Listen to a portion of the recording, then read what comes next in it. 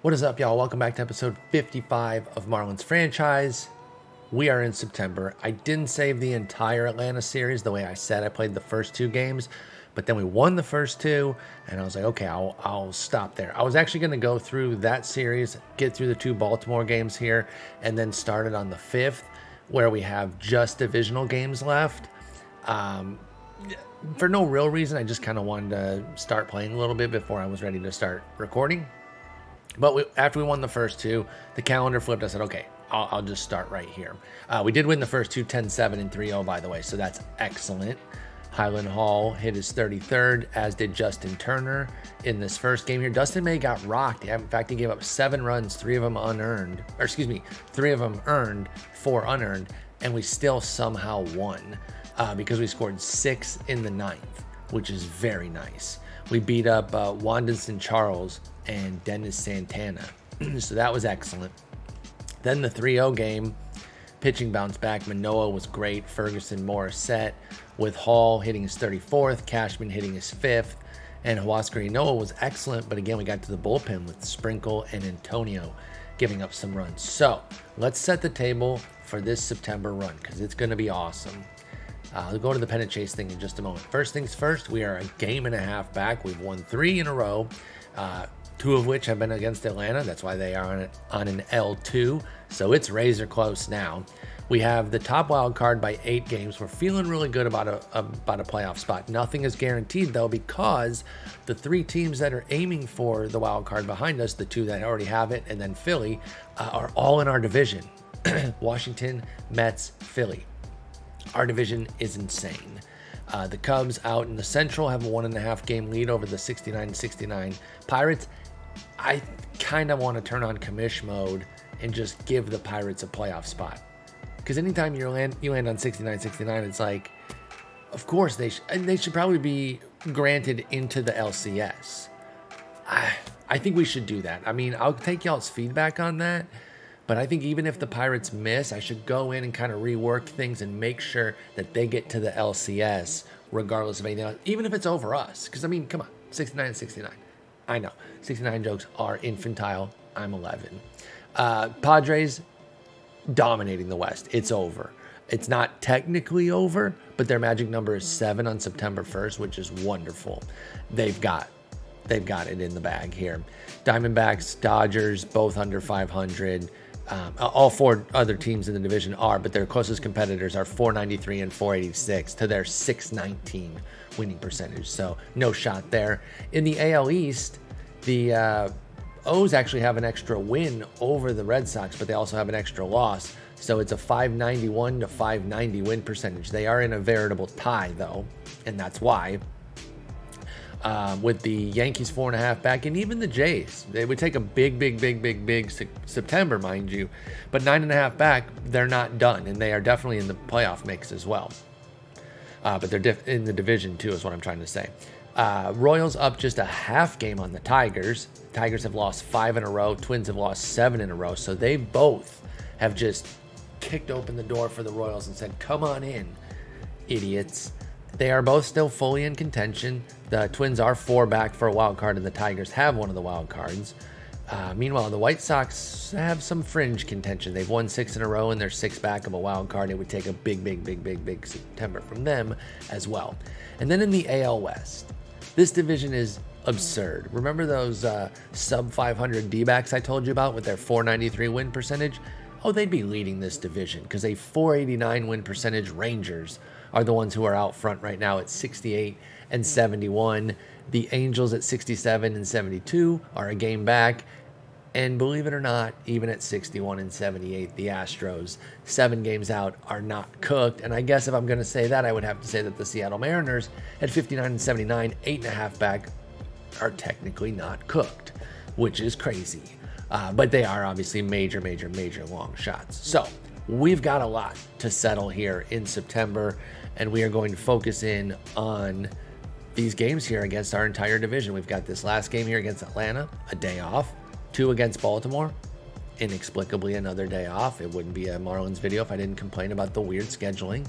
Two off days surrounded around 2 home games, and then another 3 home games. Whatever. We'll take it. We'll take the juice, right? It helps get some extra stamina for our guys. So, mind you, these aren't complaints. It's more like an eye roll, even though I do it like literally every episode.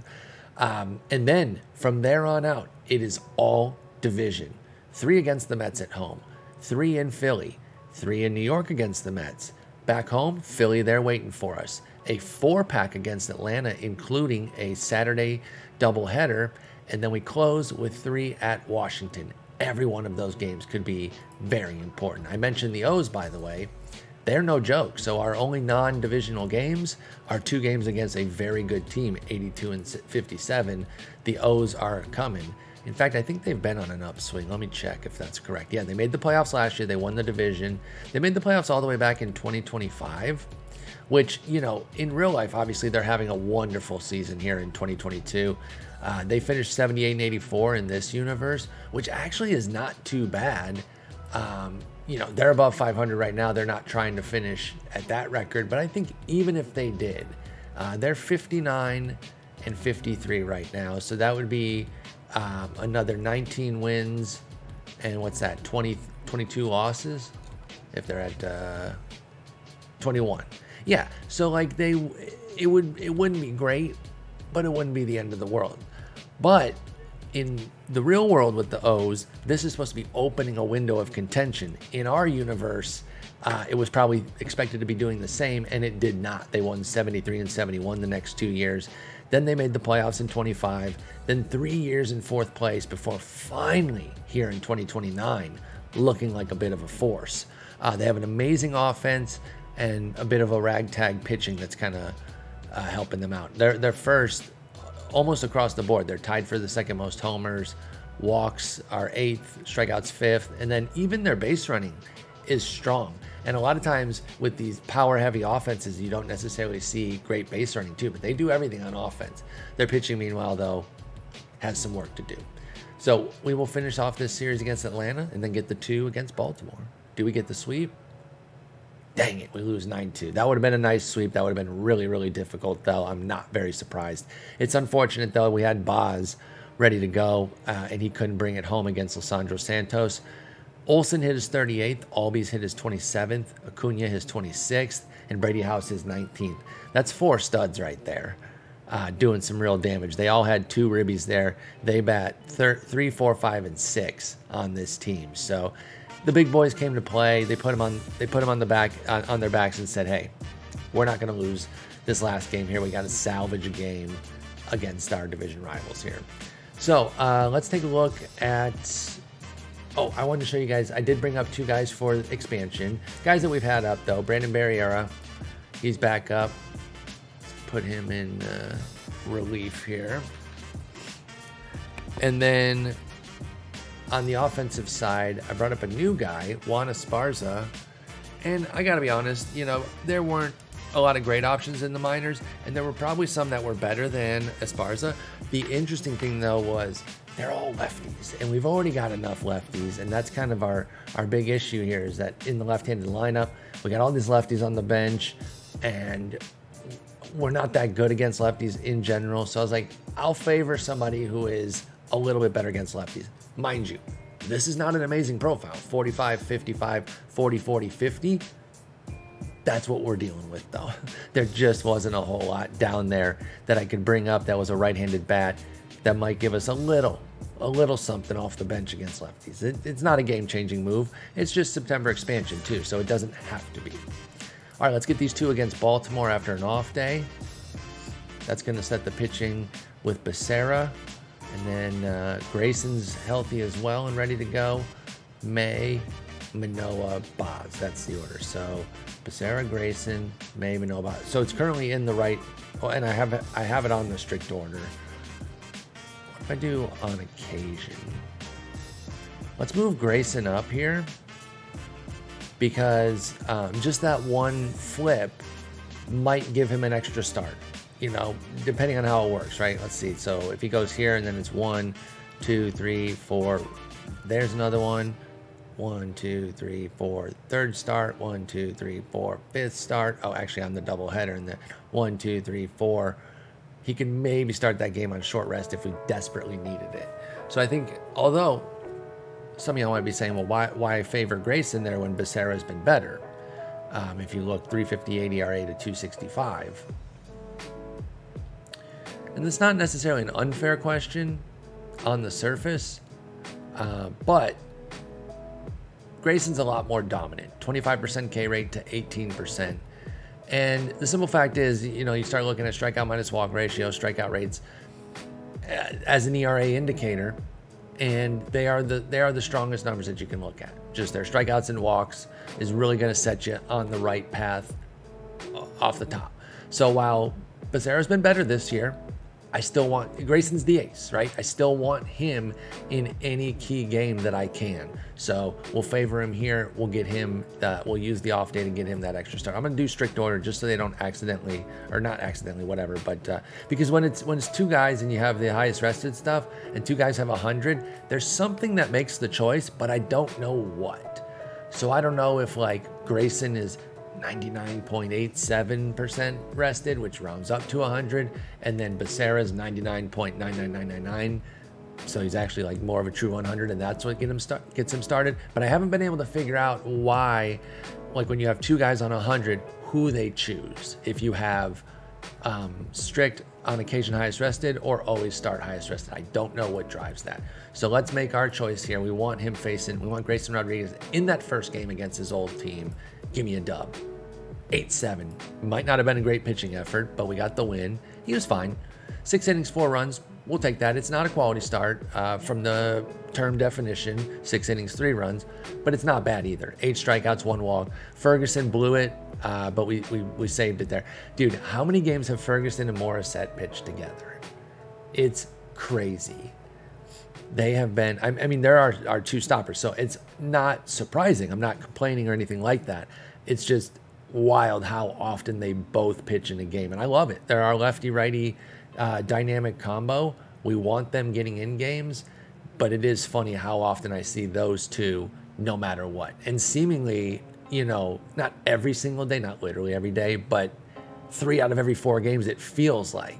And so let's see, Morissette's been in 75 games, Ferguson's been in 71, and we've played 142. So it's more like half for both, which is still really, really impressive and awesome. All right, so we got the game 1 win. It'll be Sarah now. Give us the sweep.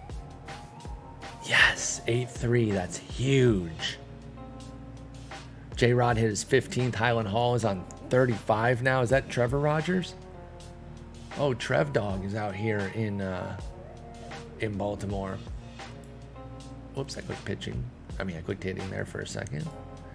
So we moved him out to Toronto in the big Mata Moreno Manoa deal when we got a 3rd round pick as well. Who did I pick with that? That'd be the 2029 draft. I kind of want to find that. Somebody told me a way to get draft history. That's the last draft log. How do I pick, like, I forget what they told me. Draft history right here, and there we go. There it is. Okay, so you go for the future, so just so everyone else knows, you go history index, and then you get draft history right here, and you can get each pick. So 9th, 2029, 3rd round. Did we trade? Hang on. I know where to find it now, so I can get back there, but let me go back and review this trade. A little tangent here, but I kind of want to find this out. I never follow up on like which picks I get for players. So we made the trade on 10/31/2028. So it included a 3rd rounder. So that would be for the 2029 draft. So I was looking in the right spot, but interestingly, I saw we only had 1 pick, which means I maybe traded ours or that one, or maybe didn't sign somebody, or for the, you know, all these different options here, or this is just the guy. It might just be Emmanuel Simpson. Now, it was the 92nd pick, and how did we do in 2028? 2028, we were 91 and 71. It's hard to figure out with compensation picks, though, what pick that is and if it's Toronto's. I don't know. I don't know. Here's 2029, and that's the only third rounder we have. I mean, I see 2 fourths, but it said clear as day that we got a third rounder for him. So I don't remember. So much for trying to track that. It would be cool if, and I don't know how codable this is at all, but it would be really cool if after the pick is utilized, that's traded, they could then put a parenthetical of who the player was drafted, regardless of which team made it. Even if we traded that pick down the line, you could then click that player's name and say, oh, the A's drafted him, which means we must have traded that pick or whatever. Just a suggestion, if it's even possible. I have no idea. Anyway, back to the matter at hand. We got the dub. Becerra was excellent. He threw an actual complete quality start, not complete game. Quality start, 6 innings, 3 runs. But again, he was 5 strikeouts, 3 walks, and Grayson was 8 and 1. And so that's why, you know, even in this instance here, Becerra outperformed him by 1 run. I'm putting extreme air quotes for my second screeners. Outperformed. He did not outperform him. That's why I'm still favoring Grayson. His core skills are still better, and it's not a knock on Becerra. It's just when you don't have a whole lot to go off of for a small sample, you go off what you can most rely on, which is strikeouts and walks. Plain and simple. All right, day off again, and now the Mets come to town. Mark Kauser has a big hit streak going. Don't know why he's on the list. Default short list.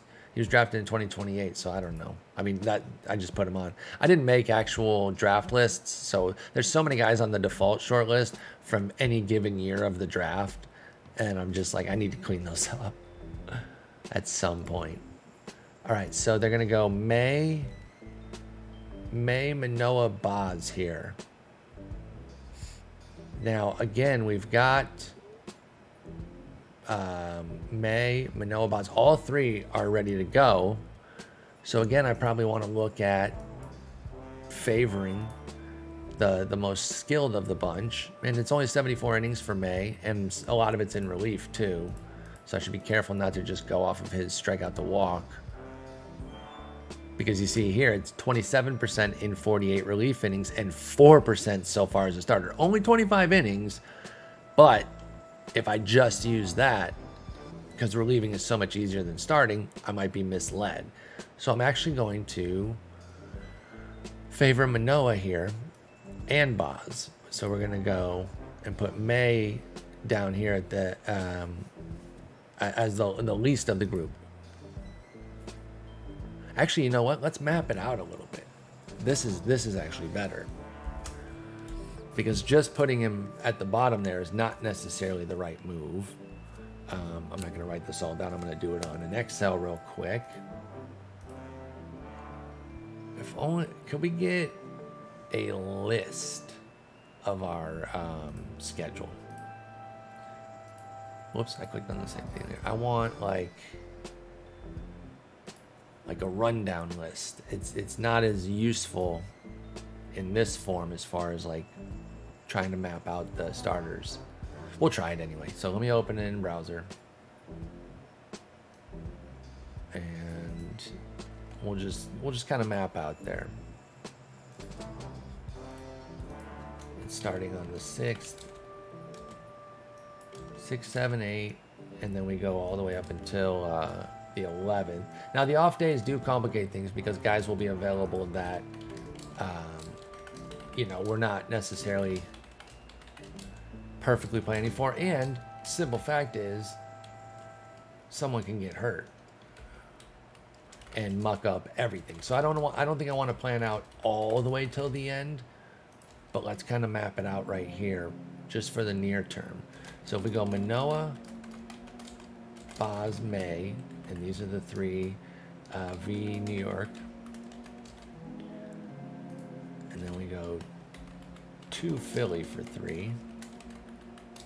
I'm just putting this on a Excel real quick.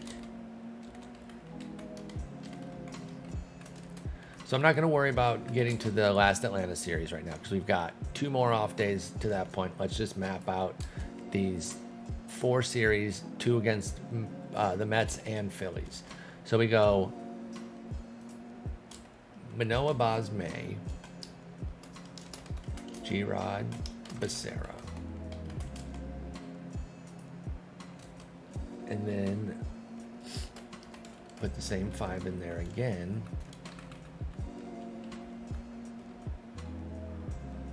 And we're going to be able to have G-Rod. And with the off day, we might actually be able to let G-Rod. And I know I said I wasn't going to go this far, but just to get a general idea, if things stay on track and health cooperates, we have a chance to get Becerra and Grayson for the doubleheader because of the off days. So that's freaking huge. All right, so I think we're on the right track there. And then after that, it would be... Now I am just mapping out the whole thing. I was like, no, don't go too far ahead. You get too ahead of yourself. Well, too late now. Okay, so if it plays, so that would be 1, 2, 3. It goes back to what I said earlier, that Grayson could be available for the last game of the season on short rest. Could be. Otherwise, actually, hang on. Now I'm wondering if, I guess it will depend where we're at for the doubleheader. I'm wondering if I should put both on that day, Grayson and Becerra, because if I saved, if I put in, say, Grayson and somebody from the minors, we let Weber or Omasako come up for a spot start. By the way, I cut Jake Eater. He was on the 40, so I waived him. Just FYI, that just happened. But, yeah, it just didn't work, man. It's unfortunate. But, yeah, because then I wouldn't have to go with G-Rod on short notice. Because here's the thing. If we don't go G-Rod short, then the last game of the year might be some Johnny 2 cents from the minors. And that's a terrifying proposition. Or, yeah. I've got the plan. I think. Now, I'm not against going G-Rod on short notice. That's still in the cards. But I know this is all going to get blown up by an injury. I'm planning too far ahead. I said not to do it, and I'm doing it anyway because now I'm totally focused on the Atlanta series. But what I was going to say was... if I go G-Rod Mata during the doubleheader, then we can go Becerra, Manoah, Boz, May, and then May ends up throwing that last game. Now, interestingly, I made that Manoah May shift, and maybe it was the wrong move because then Manoah would have been available for the last game of the season instead of May. That's why it's not always better to just throw the more rested guy. In fact, I can still alter that. Yeah, let's do that. I want...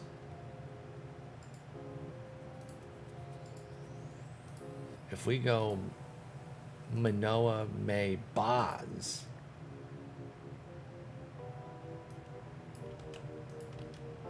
then that... yeah, I think that's the move, actually.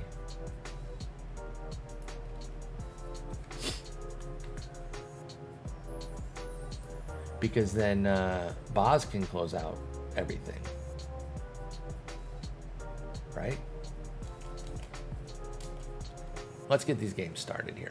Well, actually, hang on. I can't. I have to be definitive because once we start the chain with the Mets, that determines everything. Hang on, why is it not playing out that way now? So if we go Manoah, May, Boz, G-Rod, Becerra, and that's the 5. Mata comes in for the doubleheader. Okay, cool. My pasting was just wrong. So if I go Boz in game 3 of this series, that sets him up to be in the final game, and we wouldn't have to go G-Rod on short, and we just go G-Rod Mata during the, or honestly, we could still go G-Rod Becerra in the Atlanta doubleheader if we need it really badly, and then Mata throws the next day. Either way, the bottom line is we need to keep an eye on Mata's stamina come this time right here, come right around the Philly series, so that he's ready for the doubleheader or the Monday or the Sunday after. That's one thing I need to be mindful of. But I think we've got the right setup here, and I do favor Boz over Manoah. Now, strikeout minus walk, they're about equal. Manoah gets a slight edge, 13 to 12, but it's a half percentage off, 12.9 to 12.4. But with rounding, it's 13 to 12. But Boz has better ERA and WHIP. He's a former Pedro Martinez Award winner. He was amazing last year. Like, Manoah's very good. I've been very happy with him. He was great last year. He's been good this year. But Boz, if I can't have Grayson, Boz is the guy. All right, now we're getting started. Sorry for that preamble there. Now, I know some of y'all have said that you like seeing all that strategy stuff. That one was maybe a little bit too long there as far as making the decisions, but I know y'all have said, a lot of y'all have said that you don't mind that stuff, so I hope that you like kind of seeing the behind the scenes thinking. Sometimes it gets a little deep and in the weeds there, but the last thing I want is to be coming down the stretch here and realize that some of the choices I made here in the early part of the month are now putting us in a bad position at the end because we don't have anything locked up. Yes, we're probably going to make the playoffs, but in terms of wild card versus division, that is wide open right now, and we could even fall down within the wild card to where we're the last wild card or all the way out. So now we finally get going here. Game 1 against the Mets. 3-2 win. Danny Rodriguez hit a day-to-day injury on a twisted ankle, moderate effect for 1 to 2 weeks. That is tough. It's going to have minimal impact on his throwing and moderate impact on his running. He's an absolute demon on the bases. He's having a tremendous year for us, has 2 wins in just 177 plate appearances, 132 WRC plus, solid enough corner defender, could fake it in center on an occasion, but not anything you want out there consistently, but more of a corner outfielder. He has been playing a little bit of center, and it has not been going that well. But, hey, desperate times call for desperate measures. Bustamontes has just been such a bust. He's still on rehab, by the way. What I'll probably do when his rehab is done, well, maybe I'll just flip him. Maybe I'll just flip him right now. Yeah. We don't want to risk it with Danny and push the old D-Rod too far. So we'll pop him to the IL and bring up Busta Bus, even though he Busta sucks. And then Matos gets his spot back. And then Busta's backing up everybody. And then we have another rehab going right now. By the way, Mata's on a snowflake. That is a little dangerous to have to start him, but it's a random start. It happens. Actually, maybe Puente is the play for that start instead of Mata. It doesn't matter who it is. It's just somebody from the bullpen. I just have to keep an eye on some staminas. You know, it could be Allen, Ashcraft, Mata, Morissette. Hell, Povich could even be the guy, or Puente. So we've got options for days. Maybe we don't have to track the stamina that much then, because somebody should be available. All right, so game 1 win, 3-2 in 10. Manoah was excellent, and then Ferguson and Morissette, baby. Luis Garcia pitched very well, or Leonard Garcia, Leonard Garcia. Pitched well for them, but we got to their bullpen. Justin Brule gave up a run. Alexis Maldonado popped off, went 3 for 4. He's so sick, dude. I love this profile. It's crazy. I mean, I don't usually have these no power guys.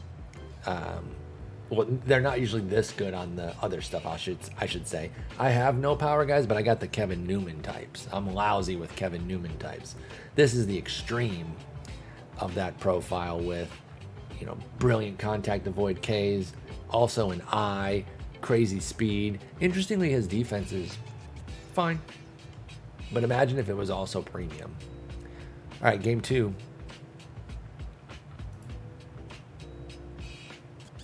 6-5 loss. Okay, so 2 one-run games. This series has been electric. Badu popped off. Little revenge action for him. It's been a long time since he's been with us, you know, all the way back in 2025. Hopefully there's not too hard of feelings.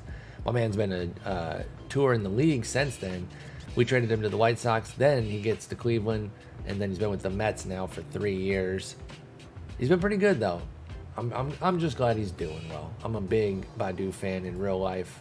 He's been horrendous this year. I still think the way they handled him at the beginning of the year sucked and kind of set his season on a downward path. But at some point, he's playing now, and he's not performing, and you can't blame that on what happened in April. So he's got to start showing something. He's 23. Prospect growth isn't linear. I'm not fully out on Badu. It has been an awful season, though. And listen, if you drafted him in fantasy because of me, I'm sorry. Best I can say is I was right there with you. And my common refrain is, if I'm ever hyping somebody to the hilt, you know that I'm drafting with you. And if it's any consolation, at least I'm taking the stink with you, and I'm not like sending people out there like, oh, draft this guy, only for them to bust, and then I'm like, oh, I didn't have him on my team. No, you can guarantee that when I'm uber hyping somebody, they're on my fantasy teams too. I had Badu everywhere. All right, so we're two back, 7.5 up in the wild card. Game 3 of this series, it will be May. Let's make sure it's keeping on track with my little written out game plan here. Where did I put that file? Wait a minute. It's not keeping track. That was not supposed to be Boz. Did I move it the wrong? I instantly screwed it up.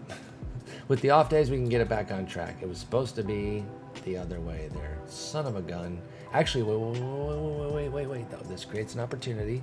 This creates an opportunity now to where G-Rod could be that last game of the year then. That's okay. Okay, so I did screw up. I didn't put Boz far enough down. But here, let me do a second one here. Again, I understand that this is a lengthy route here with all of this, but I want to get this right, and I've already screwed it up, so pardon me while I get my stuff together here. Okay, yeah, we'll actually move G-Rod up because we need this series anyway, so moving him up to a pivotal game in a series against the Mets will then put him on track to face the Mets again.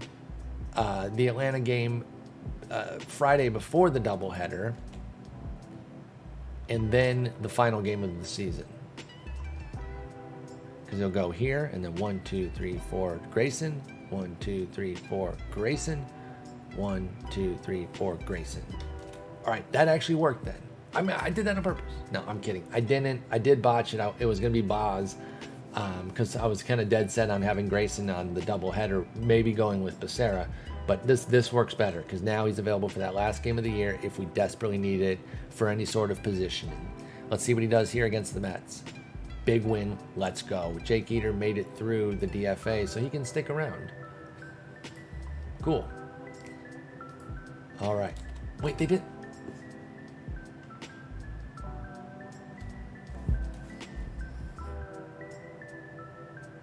I only changed it on the spreadsheet. I didn't change it in the game. Guys, I'm the dumbest human being alive, okay? I'm remarkably stupid in every possible way. I'm a complete moron. I left Dustin May in. I only changed it on the spreadsheet because I'm a giant nerd. I would only fix the spreadsheet. Be more of a stereotypy nerd. Well, you've corrected my spreadsheet, though surely the game will read that spreadsheet through the internet, and then I will be totally fine. No, you dumbass. I seriously am such a moron. Okay, back to the drawing board again. Now, I will reiterate, the days off will still make it possible to get Grayson on track for this last game. Just going to take a little bit of rerouting. We'll be fine. Sorry that the person you guys spend a lot of time watching is just a colossal moron. Okay? My sincere apologies. Alright, so now... Hang on, let me get back to what has actually transpired. It went Manoah, Boz, May. Okay, so then it'll be Grayson, Becerra, Manoah for this series, which is still a great trio. Okay, I think we're fine here. God, I'm so mad at myself for that. Unforced errors, man. Unforced errors. We did win 8-5. Let's stay on the positive. J-Rod hit his 16th. Jordan Walker hit his 33rd. We now, I believe, have 3 players with at least 30 homers. I can't believe that that's ever happened for us. I don't think that's ever happened. And we got a 4th who should get there. Muller needs 2 more homers. There's no way, right? I'm not going to go through all of it right now, but maybe I could find it in the history. Do I get the offensive stats from every year if I click on it? Like if I click on 29. Yes, okay, so I'll do this offline. We had 2 30-homer hitters then. The only 2 I'll look at real quick is our World Series winning seasons. We had... Okay, we did have 3 there with Colas, Dominguez, and Burleson. And then Joe Erlin was so close at 27. Okay, so that's 1. And then our other World Series season, just Colas, and then nobody else over 25. So we have had 330s before.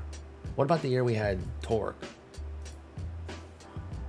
He didn't hit 30 for us, though, either. So, no, this has to be our best power season.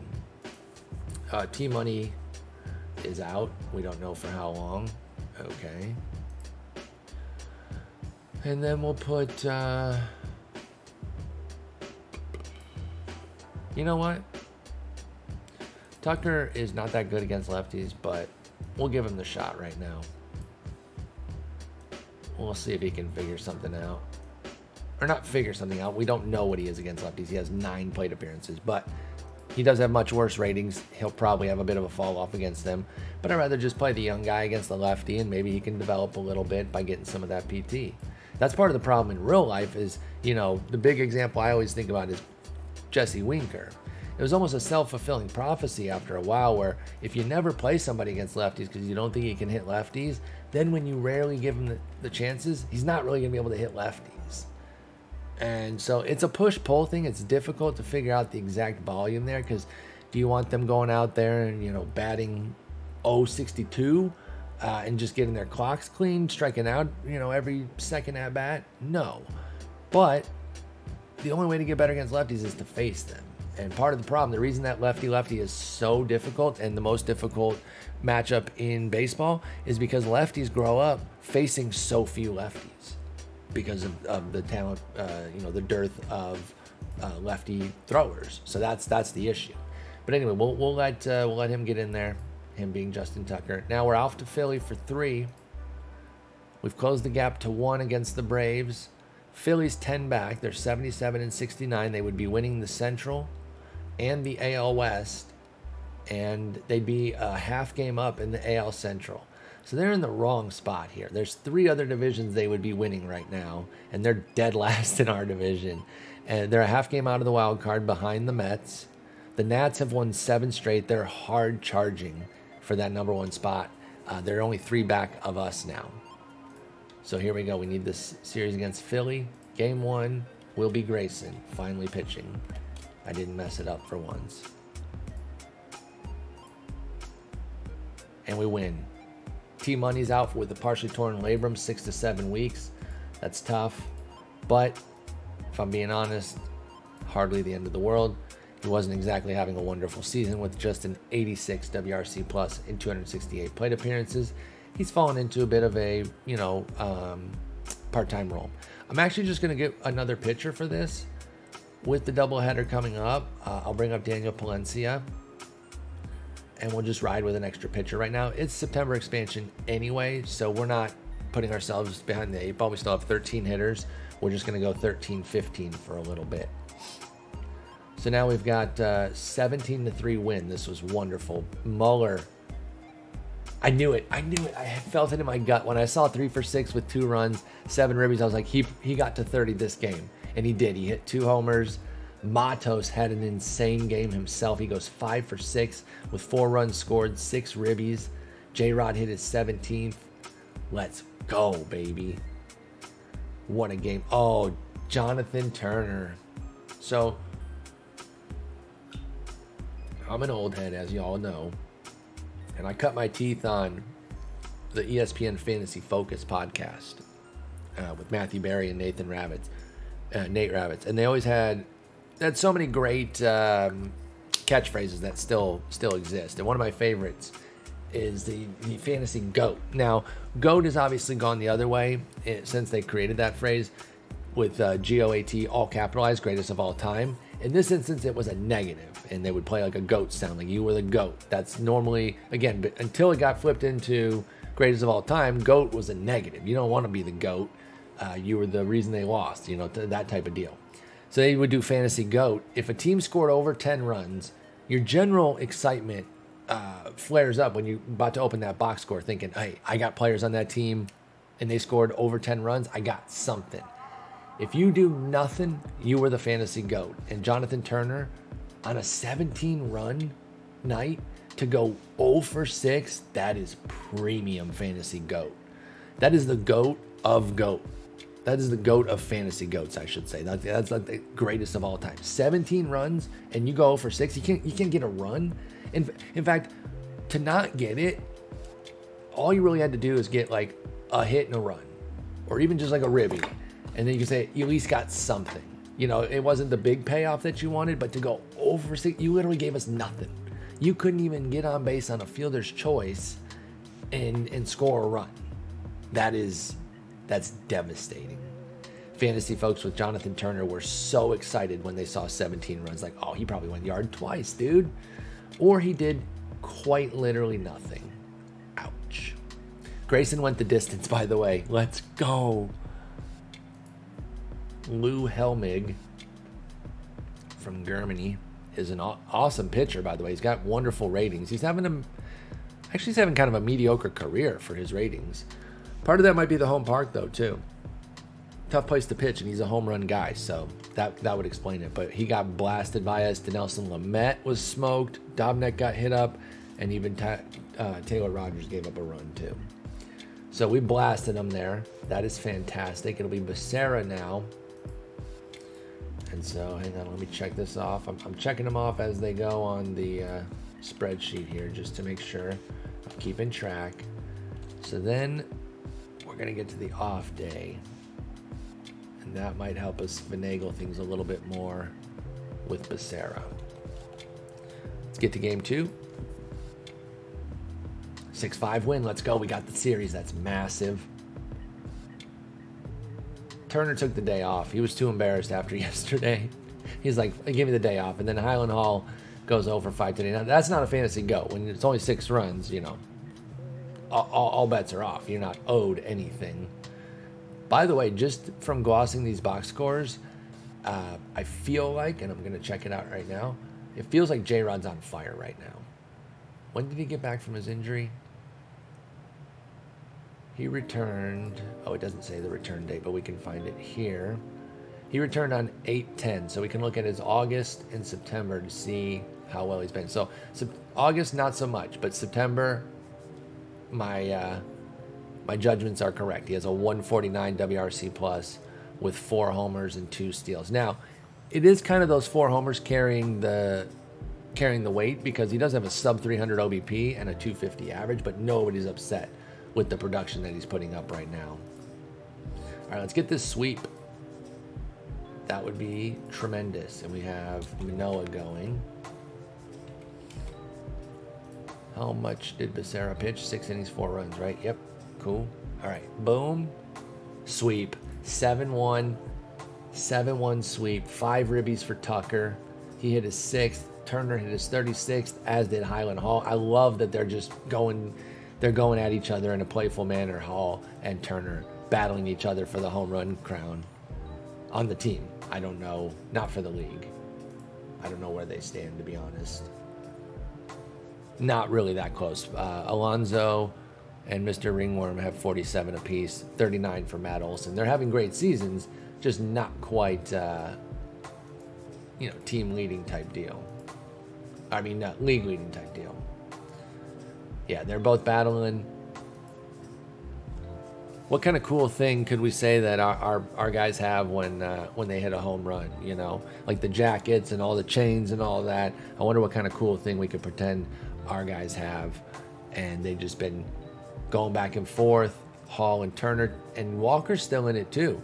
Muller's got a long way to go, being 6 back, but even he could have a huge stretch and maybe get there. But it's really Walker, Turner, and Hall. It's been a big through line for the fans and the media. Those three all battling out for the home run crown.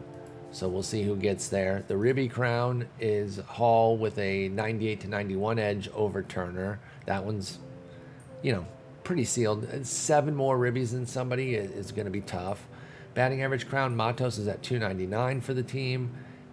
Tucker's second, but not really, because he only has 131 plate appearances. So we'll say Highland Hall is second at 271, which means Matos is going to win, because that's tough. OBP, it's Hall versus J-Rod, but 371 to 347. That one's done too.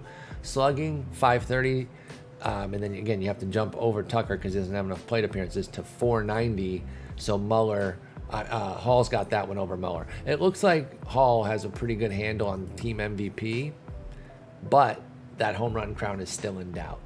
And he's lucky too, because 4 WAR for him, for Hall, 3.4, for J-Rod, and that's with 30 games extra for Hall. So that's going to help him get the team MVP, but we'll see how the rest of it goes as we catch a day off, catch a little breather. Okay, now let's go back. So that brings May and Boz to full strength. Okay. Now let me see. As it's currently constructed, we've got Boz getting the last start, which there's nothing wrong with that. I wanted it to be Grayson in case we needed it, though we're also playing very well, so all that planning could be for nothing. We now have the division lead, by the way. We're up 1 on the Braves. We've won 4. They're on a lose 1. They're 5-5 in their last 10. We're 8-2. So we could be fine. The Nats have won 10 straight, by the way. They are gunning for that top wild card, and they're not out of the division. So just as I was about to say we might not even need to worry about that last game, I'm going to fix my mouth, because we might, with it being Washington specifically. Now, it's a long way to go, but I think we're fine as is. I don't know that we need to change anything, even though I doofed it with G-Rod there. Because we have those two. We have May and Boz ready to go. And Boz will go right now. Oh, wait, see, now they put... Now, I'm glad I checked this, because they've got Boz ready to go, and May has to go for the order that I have. So if we go May, Boz, Grayson, Becerra, Manoa,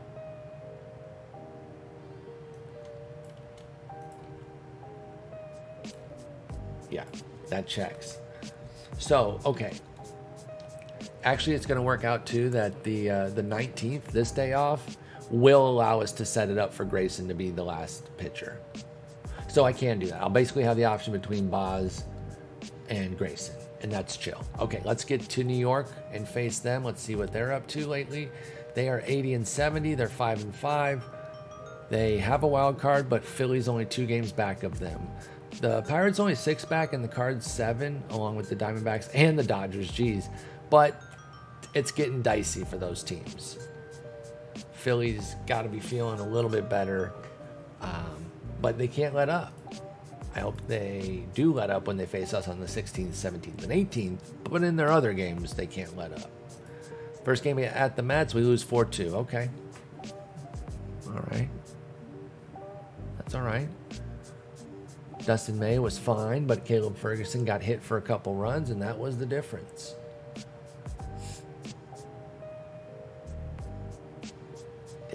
Okay. Game 1 down. And they did throw May, which was what was supposed to happen. So it should be Boz for this game. Game 2.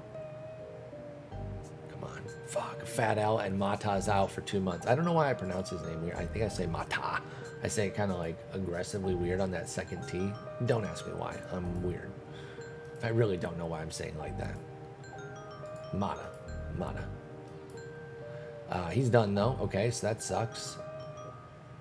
Now, how far away are we from the doubleheader?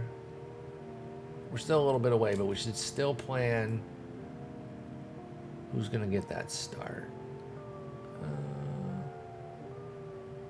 I think we should let Puente get it.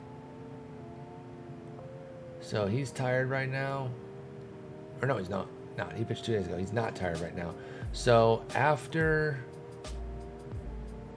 today's game, the Sunday game, I think I'm going to, after Monday, the 16th here, I'm going to rest Puente after that.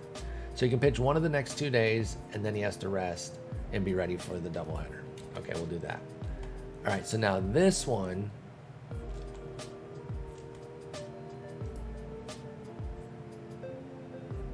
one's supposed to be Grayson, okay, and Becerra's available, but we don't need to do that. And then Manoah, May, Boz, Grayson plus a doubleheader guy, Becerra, Manoah, Boz. Okay. We lose again, 8-2. Not great. Boz destroyed. Kowar was excellent. Tucker went yards, so did Hall, but it was all for naught. Okay, what's that do to the standings then? That puts us... we've clinched, by the way. We're in the playoffs, so are the Braves. But we're now a game back. They've won 2 in a row while we lost those 2. The Nats finally lost, but they're still just 2 back of us in the wild card. The Mets have a wild card. Phillies now 4 back. They're fading. They need to turn things quickly, and I don't want them to because that means it would be against us because we play them after today. All right, last game against the Mets. We need Grayson to at least get us 1 here. Come on. Are you kidding me, dude? We lose 3-2. We dropped the series complete. I mean, we already lost the series. We drop everything. Turner and Walker go yard, but nobody's doing home run celebrations when we lose a third in a row. 5 2/3, 3 runs for Grayson is okay with 10 strikeouts, 3 walks, but it's not good enough. And Hunter Green was excellent. Damn. All right, this is bad. This is very bad. And Atlanta wins again, so we're pissing away this division. We are now a game ahead of Washington, who've also clinched, and it's going to be very soon that the Mets could clinch over the Phillies too, I think. Well, it says, never mind, it says their magic number's 5, so it'll take a little bit more, but they've won 4 straight, and the Phillies have lost 3 straight. They're in some trouble. And we go face those Phillies. We've got Becerra here. It'll be Becerra, Manoah, May, and then a day off. Yes, we needed that. Okay, Danny Rodriguez is back. We'll go ahead and call him up. We were running the extra pitcher anyway, so now we're back to 14-14.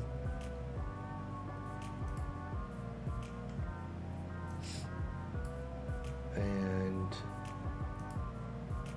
we'll put D-Rod. I mean, we'll put him back in left. Mato's getting a little smoked here, and I feel bad for him, but I didn't expect Danny Rodriguez to just come up and be dominant. Things happen, you know, and he's actually been okay. I mean, he's been great against lefties. 46 plate appearances.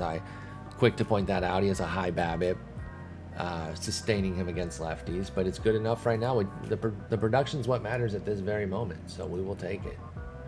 And I'm gonna let him start against lefties for that reason. We were giving Tucker a few at-bats against them, even though he was bad because he's a young guy, and we didn't really have a better option, but D-Rod is definitely a better option there.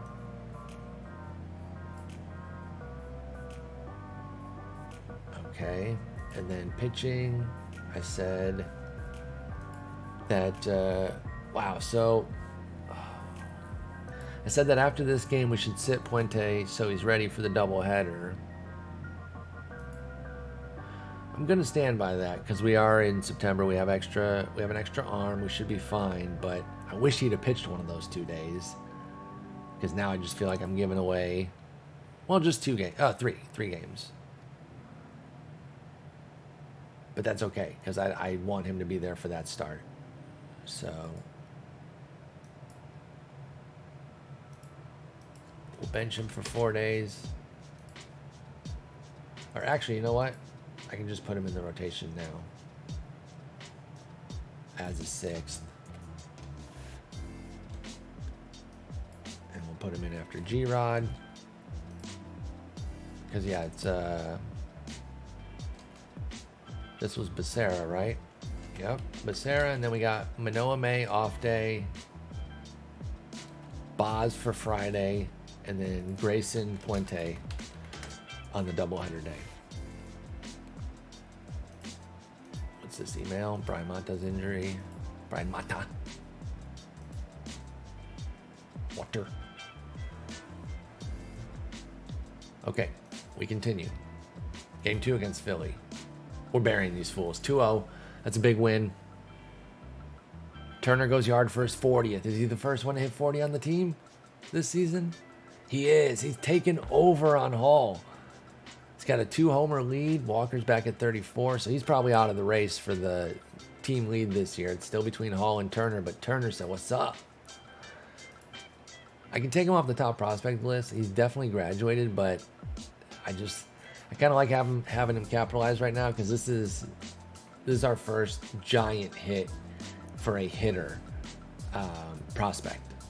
You know, remember we were kind of gushing over T-Money because we had so few prospects working out that T-Money qualified as kind of a big hit, even though he hasn't really done that. He was like a league average type bat.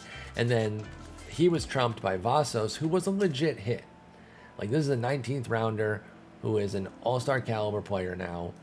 This one was a really big hit, but we only had the one big year. He fell off, then we traded him, and he's had an excellent year with Philly. I still count that as a hit for our development, but we're not reaping the benefits of it anymore. So I've been thirsting for a hitter that we had homegrown, and that is Turner, man. 5th round pick from 2025. Even with his low work ethic, you know, it has not mattered. Took him for the power. Just kind of, you know, that was really it. He can hit a little bit. I don't even remember. I should go back and review the 2025 draft. I want to see what I said about him. I'm actually going to write that down so that I go back and look, because I wonder if I had any inclination, not that he would become this good, but if I was even like, oh, I really like this guy, he could be nice, but low work ethic, I probably dogged him out. I wouldn't even be surprised if I was like, well, we'll take this guy. He's a bum. I'll trade him. And then now he's one of our best hitters. All right, so we get the series. Check the standings. Are the Phillies cooked yet? They've lost 5. Mets have won 5. It's a magic number of 2 for the Mets. It looks like the NL East is going to take all the wild cards and even have the runner-up. Our division is insane. I truly cannot believe it. I got to take a little screener here of how just bananas it's been. Show that off. All right, let's sweep them here. Come on. Boom. 5-3 in 10. Walker hits his 35th. Byro hits his 9th. Highland Hall hits his 39th. Says, hey, I'm right here. I'm not out of this race. Dustin May was excellent. Bullpen was sharp. Ben Brown pitched well. I mean, hey, it was the bullpen that sank him. And that's going to be about it for them. If the Mets won, then it is officially it, too. The Mets lost, so they're still alive, but very barely. Very, very barely. They're not really. All right, we are a half game back. The Nats are still on our asses, and because we were facing them, obviously, after we faced the Braves, they could still get us for the top wild card or the division if we happen to jump up there. All right, let's do the off day here. Set up. See where we're at. Okay, so go back to my little cross-off list.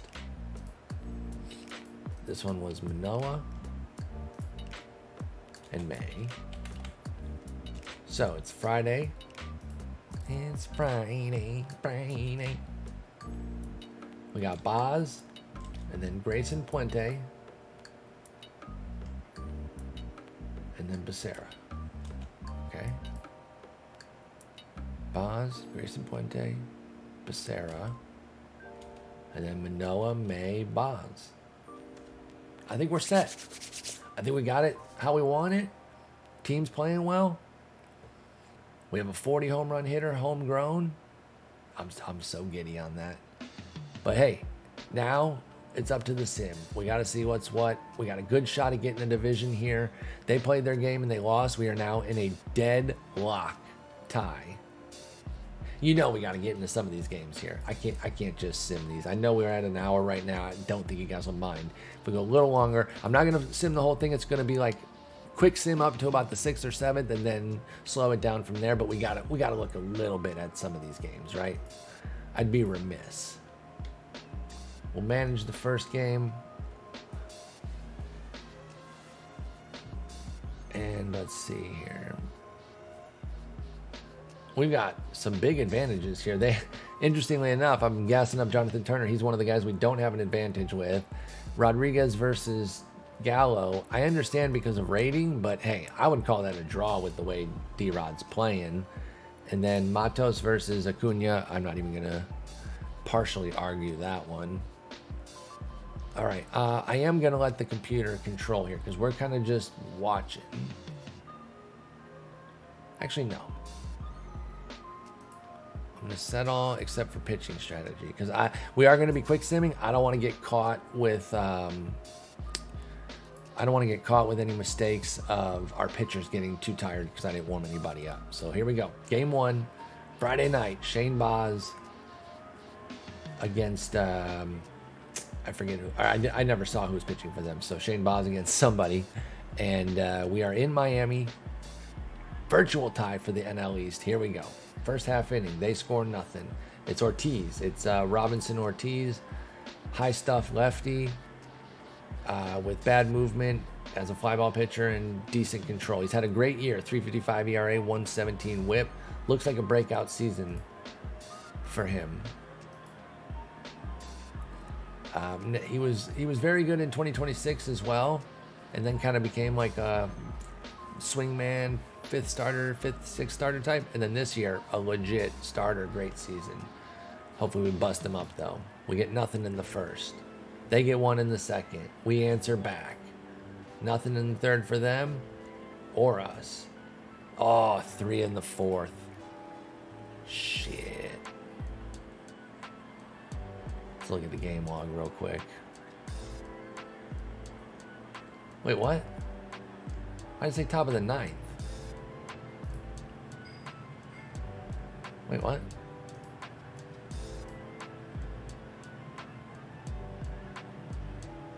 How come when I hit game log, it says the top of the 9th? Is the game already done? I'm very confused. I'm going to look at it. It might spoil it, but I'm like, no, now it says bottom of the 4th. Okay, that was really confusing. I'm going to go recreate that. I go to the game log there. Now it's back to 4th. Okay, I don't know why it said that, but y'all saw it. It acted like the 9th inning was available there. That is so weird. Did I dream that? I swore I saw a 9th inning. Whatever. Doesn't matter. But we can go back to see what they did. So, single, strikeout, single, single, single, single. Jesus, dude. Is this guy on Bumble or what? Strikeout, strikeout. So strikes out the side, Boz does. But freaking Chris Hardwick and Jenny McCarthy all over the place here. My man got singled out. Sick reference. Topical. Oh no. Bases loaded with 1 out. Bad news. Boz getting blasted. Damn. Can he get out of this? Full count pitch coming from Palencia. Walked him. Oh no, struck him out. Thank God. Sometimes, why does the strikeout sound so low sometimes? Where it's like, strike 3. And other times they're screaming it. I can never follow. 1-1. Great play. Great play there at third. Wonderful work. Okay, we need some runs. We get nothing there. They get nothing in the 6th. Neither do we, though. Dang, man. Gotta get better. Let's put up...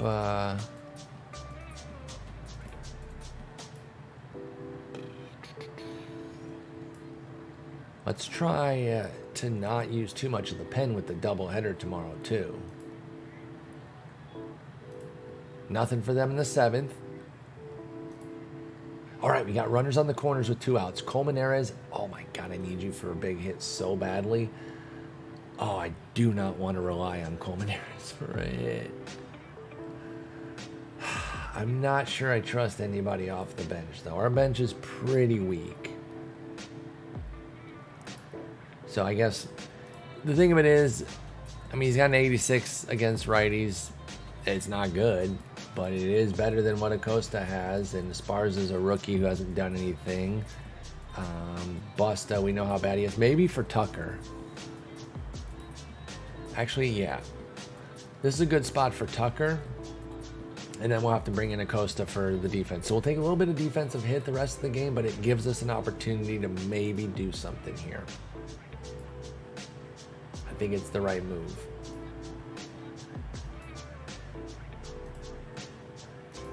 Full count. Where's that going? I can't see where the ball is. This is a terrible angle. Did he go yard? Oh no, he caught it. Wait, why are we cheering? Why did our fans cheer for that? That's why I didn't know if it was something good. Sorry, I don't know what that angle is. I need to change that. It's very bad. I couldn't see the ball at all. Muller's got 355s and a 50. Acosta has 55. Okay, yeah, he's a little bit better. A little bit. All right, let's go action cam.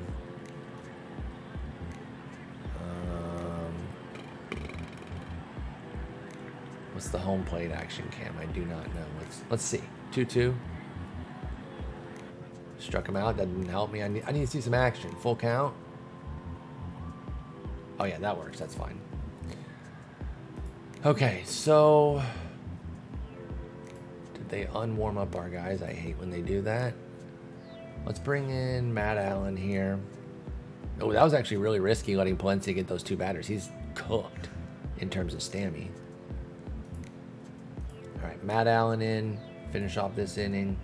They don't do anything. It's going to be Wanderson Charles against Byro, then the top of the order. We didn't do anything. They get nothing in the 9th. It's going to be that damn 3-run inning. Okay, here we go. 2-2 to Hall. Strikes out. Dang. Whoops. 3-1 to Walker. Get on base. Did I hit him? Oh, no, it's ball 4. Okay. Tying run coming up. Or excuse me. No. Home run here would only be 4-3. Tying run is on deck. 2-2. Struck out. Turner now against Antonio. 1-2 pitch. And he strikes out. So they strike out the side. They get the first game. 1 bad inning there and got us. Hall has 40 now as well, though. He was 1 for 3 with a homer. Okay. It happens. It's tough, though. This is such a game-changing day, though. We have a doubleheader. We can do this. We're 1 game back. What's the pennant chase look like over here? Not much of a chase when we all have 100 potential, you know?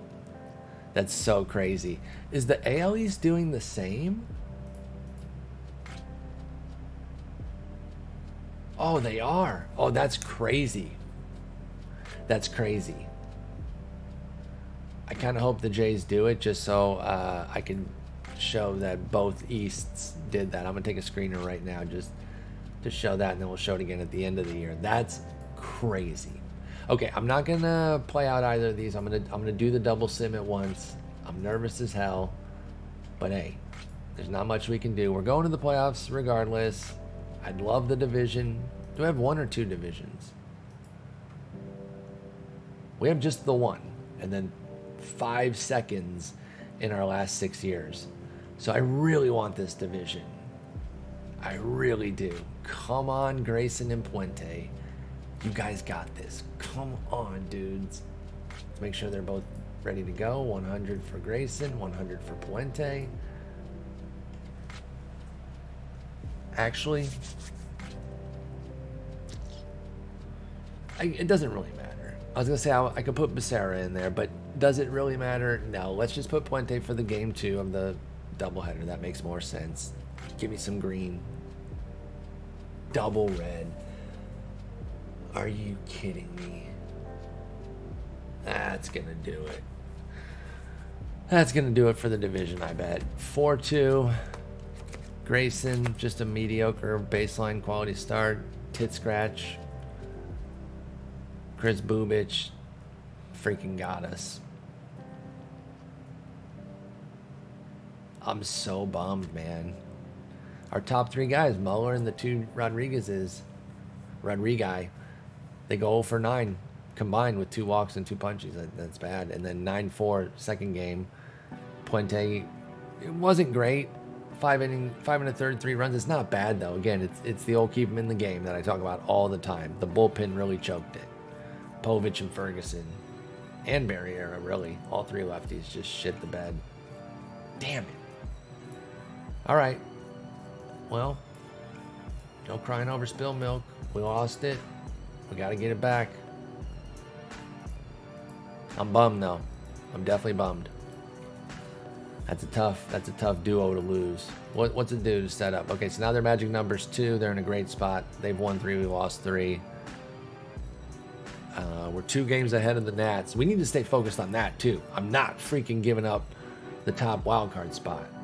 We need this win so badly, Becerra. Come on. 11-1. Big smash job. Okay. Salvaged, but I can't say I'm happy. Turner hits his 41st. Becerra was brilliant. Giovanni Moran got smoked. 7 runs in the first inning. All right, 3 against the Nats in Washington. I took off the 6-man. Did I not? Did I not? All right, so it's going to be Manoah, May, and then Boz with maybe Grayson available on short. We'll see how badly we need it. Turner got player of the week.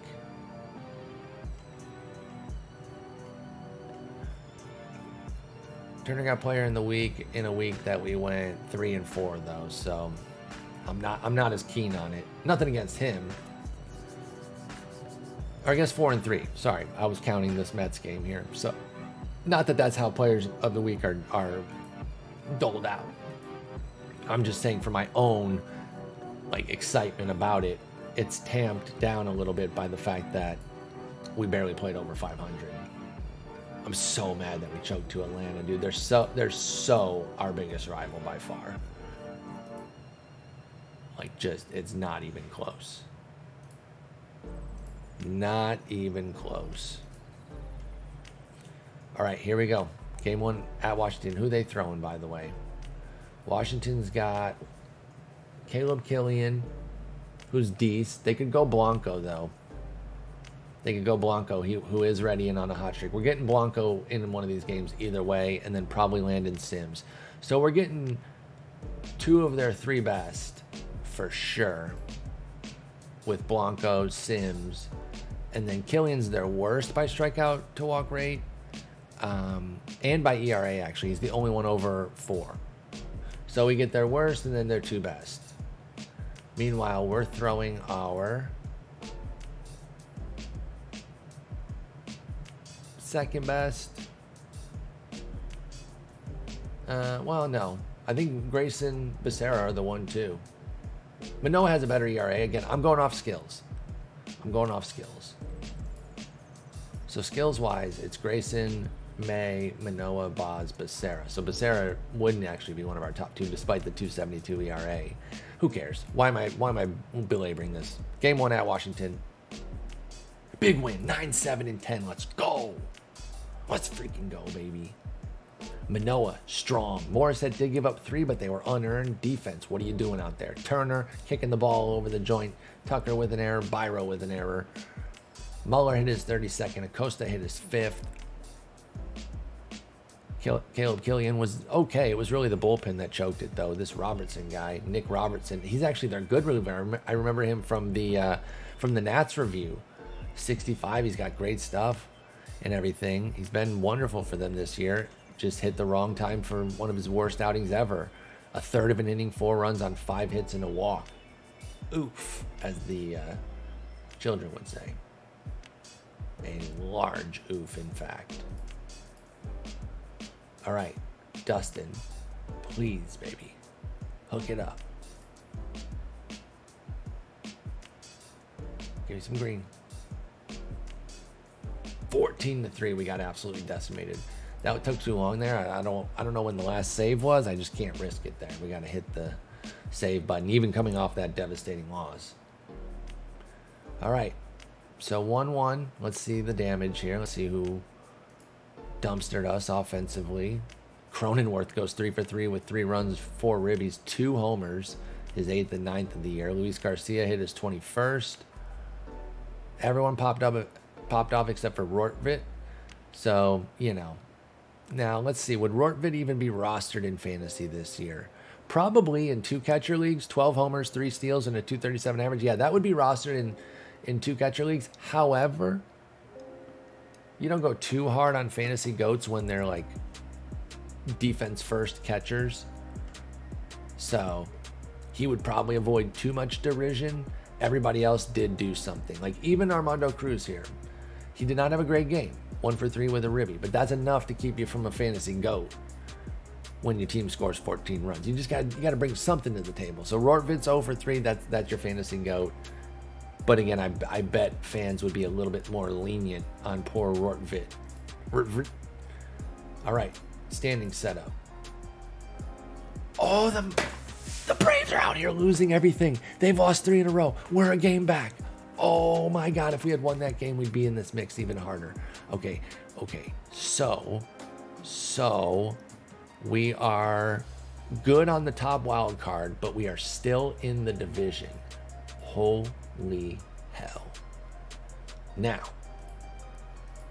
this could take the juice out of it right away, but we're going to sim their game first just to see if we've even got a shot. Because let's not go through a whole bunch if we don't even have a chance, you know? Here they are against the Angels. Jack Flaherty, you son of a gun. You haven't had your best season, but you're a solid pitcher. You've been a nice little workhorse this year. 34 years old, about to be 35. We need a nice dub from you. I see your extreme fly ball. Put that shit to the side today. No homers, okay? Be chill. Be freaking chill. Beat the Braves, please. Yes! 4-3. Angels win. Juan Yepez hit his 25th of the year. You absolute stud. And then he hit a sac fly in the bottom of the 9th to win it. Let's go. Juan Yepez is a god. This is like my first sim in the OOTP 23 where I did not pick up Juan Yepez. I saw him at the Arizona Fall League this year. Totally fell in love with him. He was like winning the MVP, co-MVP with Blade. Totally jumped on board like this guy's a G. So I've been getting him in like every league. It was basically him or Vinny Pasquantino though, and we did get Pasquantino. So it's hard to get both because they're both really DH only types. Okay. Shane Baz, former Pedro winner. Hell of a season this year, doing his thing. Great season last year. Has never been bad for us, really. Right? He's been with us for a minute now. This is his 6th season. Maybe he'll get a movie next. The 2nd season with a 4.41 ERA and a 1.41 WHIP. Not great. Okay? Not great. Since then, though, He's really been a force. Even dropped a 3-win season in his 98-inning campaign because he was so good. Last 2 seasons, like I said, a couple of workhorse biddies. It's time. Oh, it's time. They are going to be throwing Landon Sims. So they finagled it because they had it where... oh, no. They went Killian Blanco Sims. That's how we thought it was going to go. Never mind. So they got Sims. They got one of their best. He's got a 3.91 ERA, 118 WHIP. He's just like Boz, basically. All right, here we go. We got to jump into this one.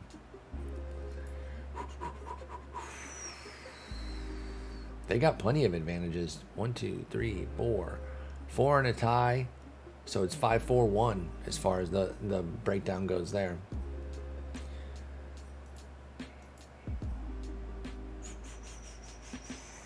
Okay, here we go. Oh, I'm so nervous. Oh, I'm so nervous. Wait, is Landon Sims hitting? Does he hit for himself? They didn't show a DH. He does, and he bats second?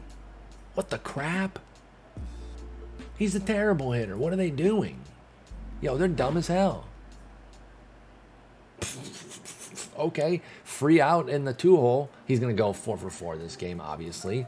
But, you know, it should be a free out in the 2-hole. He's terrible. All right, here we go. Nothing in the first for us or them. 1 run in the second. Let's go. Who did it? We're looking up everything right now. Okay, it was a rally. Double, walk. Okay, when you open double, walk, and you only get 1 run, it's kind of a disappointment. I'm not going to lie. Double, walk, strikeout, single, walk, strikeout, fly out. So the Dooch and Muller, you guys were the chokesters, okay? Sacks were juiced, you clowns. Only getting 1 there, fail. I'm pissed. They get 3 back in the second. Son of a bitch. They bunt for hit, kill me. And it's Matt freaking Vierling, dude. We have a storied history with Matt Vierling, who never even played on the team, and yet he's a nemesis because you guys know the story by now. And if you don't, I'm sorry. What, did you go out of order? Did you go out of order on episodes and that's how you got here? Because how could you not know? I've talked about him like 10 times. And then Rortvit hits a triple. I shit on Rortvit for being the GOAT, and so he goes Tripsky on me. His 6th of the year for some reason. His 6th triple. So they go bunt for hit, triple, walk, fly out, 3-run yik-yak from Josh Lowe, strikeout for Landon Sims, who's inexplicably batting second. Son of a fuck. We get 1 back in the third. Nothing for them in the third. Zip in the 4th for either. It's 5th inning now. Turner's up. Nothing for us. Sims is up for them, leading off the 5th because they're idiots, don't forget. We didn't get a very rested bullpen here for this last game of the year either. That's kind of tough. But thankfully, so many of our players have crazy stam that hopefully doesn't become a big issue. But we got to get a few guys warmed up. They got 2 on, 1 out. Wouldn't you believe the 1 out, though, is Sims. Thank God. Thank God they got him batting second, giving those free outs. 0-2 pitch. Give me a strikeout here on Vaquero. Sit down. 2 away. It's Vierling now. Get this guy out. 2-2. Oh, I was going to ring him up. Instead, it's going to be an RBI single. Shit. I hate Matt Vierling. I hate you, Matt Vierling. You're so mean to me. Rortvit. Full count. Base hit for freaking Rortvit.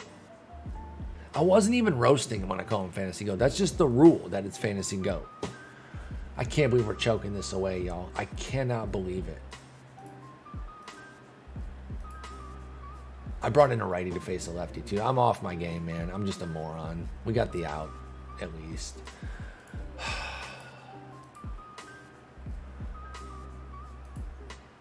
We get nothing in the 6th.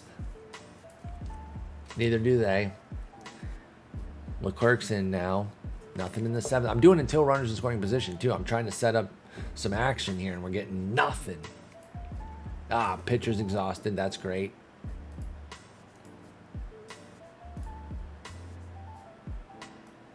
We only have 2 guys that are fully rested left. So what happened here? He's at 35 pitches. His full count. Okay, he's going to stay in for at least this at-bat. Please get this guy out. Come on. Hang on. Let's flip back over here to put us in control of everything. We're going to play this one out, at least for these last couple innings. Let's visit the mound. Not going down without a fight. Okay. You really just need to get through this batter here. Please don't let him on base. Big strikeout. Let's go. All right. How much did Matt Allen give us there? 1 2/3. That's it. That's it. 55 stamina. That's it. Bruh. Can I push one more here? Let's see. Full count to Austin Riley. Walk. Shit. It'll be Vaquero now. Vaquero, Vierling, Rortvit.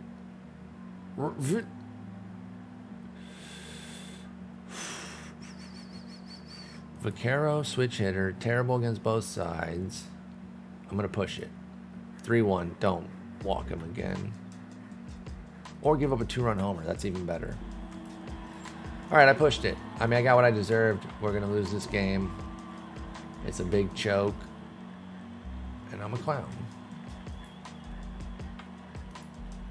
We got 2 lefties coming up here, so I think I'm going to let Vierling get a lefty. He doesn't have a split. Rortvit doesn't really have a split either. Cole Young, he doesn't either. Okay, so we can just go with the best guy. It doesn't really matter. We're going to lose. I'm so mad. I'm so mad. The team disappointed me so badly here. This is such a fail for the team to just get bombed out here. Washington's good. At least we're not losing to some crap team, but it's still bad. It's still bad as hell, man. Oh, wow, they just keep scoring. Okay, they didn't score anything else. They just got a double there. All right, we needed 5 jillion runs. Turner, get it started. 1-2. That's a strikeout. All day. 1-1, Highland Hall. That's going to be a base knock. All right, a little something, a little something. Let's get like 4 runs back right here. Just get 4 of them back right here. Easy peasy. You know, just get 4 runs quickly. It's not even hard. Full count. Swinging at that shit in the dirt. It'll be Tucker now. 1-2. And that's it. Okay. Okay, we're not really going down fighting too hard here. They got another run. It's over. Dang, man. I'm really bummed, y'all. I'm smiling. I'm smiling through the pain because we choked. We choked hard. And we still got the whole playoffs, right? So let's not let this, you know, spoil the playoffs. But it's a choke. It's a choke. Everything called a choke these days in like the Twitter universe, it's overdone without a doubt. This is a choke though. Okay, I'm pretty tight on what I would actually call a choke. Like I said, people think, you know, losing some random freaking June game when you had a 2-run lead or something, like that's a choke. Okay, no, but this is a choke, man. I think we can all agree that this is bad. And I'm upset. I'm upset by the failures. 2-2 pitch. Strikeout. Duh. And then the Dooch. 0-1. That'll be it. And we'll go with the #1 wild card, but not a division title. And I'm upset. I hate Atlanta so much, y'all. I hate them. This just fuels the rivalry even more, though. However, if I'm being real, well, no, I was gonna say something. I'll say what I was gonna say, but I don't think it's actually true right now. I was gonna say we're kind of the little brother, but we have a lot of playoff success against them. So they've got the divisions, and I can't take that away from them. And I want to win division titles. So I'm also not gonna do the whole like, well, that doesn't matter, because I'm not gonna pretend that it doesn't. I want the divisions, but we're 2-1 against them in the playoffs. We lost a 3-game set 2-1 in 2024, and then we beat them 2-0 in 2026, and then we 4-0'd them in 2027. And you know what? I want those fuckers again this year. So bring it on, okay? Hit me up in the playoffs, you jerk stores. I'm freaking ready. All right, we got to sim through this last day here for our disappointment. And who are we facing? Wait, is there still stuff to be decided? Why didn't it show who we're playing? I'm confused. Oh, 81-81 here for Cubs Cards. What a pathetic division. Poor Phillies. They still would have won that division. They would have won the AL West, but not the AL Central. That one got a little bit better there. The Tigers stepped up with a 14-10 September to kind of, you know, it's still not a huge record, 86-76, but it's more presentable than literally 500. Best team in the league were the Padres, but they got ringworm Reggie over here, so who can trust any of it? I'm just kidding. I mean, it sucks what he did. It really does, and he has shown, and we're seeing like Preller and some players come out and talk about it. Like, he's shown that he's just not reliable to the team with his terrible decision making. But for me, I don't clutch my pearls over PEDs. It's stupid, and if you get caught, you should get in trouble.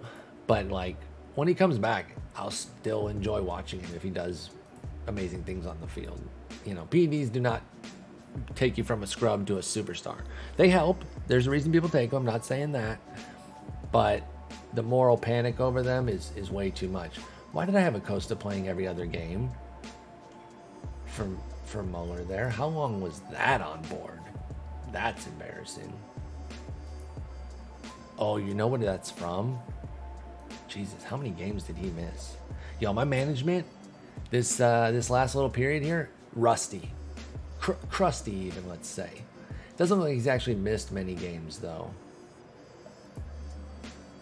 18 games in September. Well, he started 17 of them. How many did we play? Actually, that's bad. We played 22. So he didn't start 5 games. Ugh. Paul, you moron. I know what it's from. I want to say earlier in the year, I had Acosta playing a bunch of second and Muller playing a bunch of third, and they were like alternating. But then that was for spring, and so I just forgot. Dude, that's so bad. That's so bad. I was letting that scrub ass get in there for Muller. Probably cost us. Oh well. Bottom line, let's not be too sour. I don't want to end on a super pouty note. We lose by a game. They lost 4 straight. We lost our last 2, but we do get the top wild card. We had a lot of fun this season. A lot of great stuff from different players. We'll do a full review after the playoffs. They tied. Oh my God. I didn't even notice. Highland Hall and Turner tied. Nobody's going to claim the home run crown by themselves. 41 apiece. That's incredible. So let's see what happens here with this game 163. It goes to the Cubbies. They go 82 and 81, and they get the last playoff spot. So now we should get an opponent. Playoff coverage, playoff tree. We've got the Nats again. Oh, wow. I mean, you figure we had to face one of our division mates here.